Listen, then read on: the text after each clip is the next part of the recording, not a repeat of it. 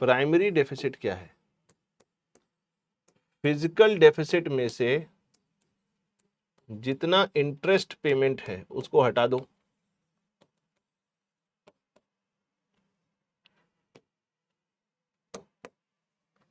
तो सबसे पहले ये समझो कि प्राइमरी डेफिसिट आपको इंफॉर्मेशन क्या बता रहा है और फिजिकल डेफिसिट आपको क्या इंफॉर्मेशन बता रहा है।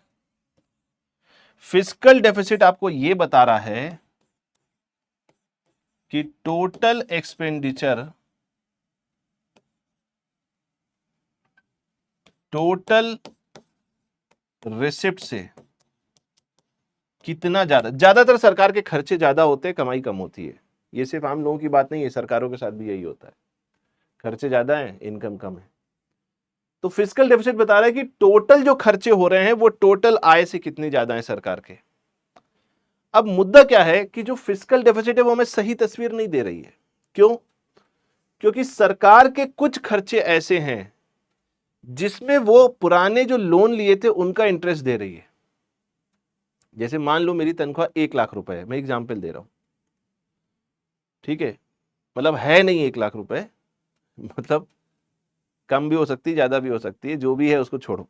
मैं एक एग्जाम्पल दे रहा हूं, मान लो मेरी तनख्वाह 1 लाख रुपए है और मैंने कोई लोन ले रखा था।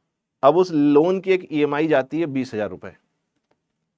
तो एक्चुअली जो मैं मार्केट में मेरी वैल्यू है वो 1 लाख रुपए, बट मेरे हाथ में कितना आ रहा है? 80,000 रुपए। तो मुझे रियल पिक्चर नहीं मिल रही है। तो प्राइमरी डेफिसिट ये कह रहा है कि हम तुम्हें रियल पिक्चर बताएंगे। ये रियल पिक्चर दे रहा है, ये कह रहा है कि भैया इस एक्सपेंडिचर में से जो तुम इंटरेस्ट का पेमेंट कर रहे हो उसको हटा के बताओ अब। तो यहां पर इकोनॉमी का एक्चुअल पोटेंशियल पता चल रहा है कि अगर हमारे पास लोन ना हो तो हमारी इकोनॉमी कैसा काम कर रही है। बात समझ में आ रही है? अब देखो होगा क्या अगर प्राइमरी डेफिसिट जीरो है। अगर आपने बोला कि सर प्राइमरी डेफिसिट जीरो है तो क्या होगा? तो आपका फिजिकल डेफिसिट किसके बराबर हो जाएगा? इंटरेस्ट पेमेंट के। कितने लोगों को बात समझ में आई? यस और नो बोलो एक बार।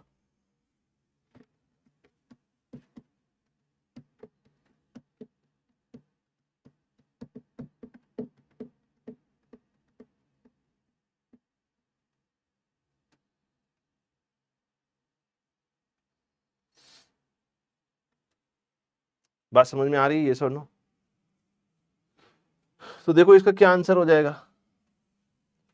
कह रहा है primary deficit is zero when the revenue deficit is zero. गलत। Primary deficit is zero when the net interest payment are zero. गलत। Primary deficit is zero when the fiscal deficit is zero. गलत। Primary deficit is zero when the fiscal deficit is equal to the interest payment. बिल्कुल सही। तो इसका सही answer हो जाएगा D. D is the correct answer. अब देखो जैसे आपने बात करी, फिजिकल डेफिसिट हमने डिस्कस कर लिया, प्राइमरी डेफिसिट हमने डिस्कस कर लिया, ऐसे होता है रेवेन्यू डेफिसिट। रेवेन्यू डेफिसिट क्या होता है?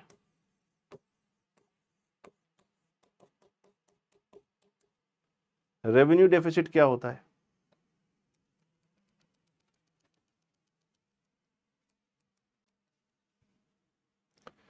रेवेन्यू क्या होता है? रोजमर्रा का, जो डे टू डे हो। तो रेवेन्यू डेफिसिट कुछ नहीं है। रेवेन्यू डेफिसिट में हम क्या कर रहे हैं, जो रेवेन्यू रिसिप्ट है और रेवेन्यू एक्सपेंडिचर है उसके बीच के डिफरेंस को कह रहे हैं रेवेन्यू डेफिसिट।